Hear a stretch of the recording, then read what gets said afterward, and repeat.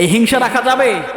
আপনি যদি হিংসা রাখেন, আল্লাহ রাসূল বলেন ইয়াকুমুল হাসাদা ফা ইন্নাল হাসাদা ইয়াকুমুল হাসানাত কামা তাকুলুন নারুল হাতাব।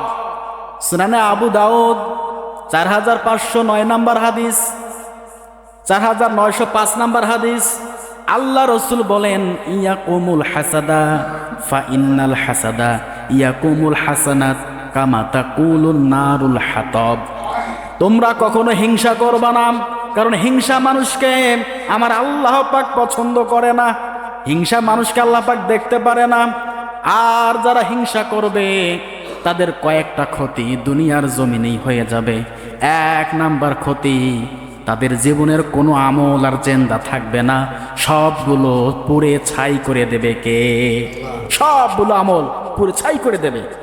নারুল হাতাব, যেমন করে শুকনো কাঠকে আগুন ধরালে পুড়ে ছাই হয়ে যায়, সেরকম করে আমাদের নামাজ, রোজা, হজ, যাকাত, দান, সদকা ইত্যাদি, মা বাবার খেদমত সবগুলো পুড়ে ছাই হয়ে যাবে যদি কারো ভিতরে হিংসা বিদ্বেষ পোষণ করে।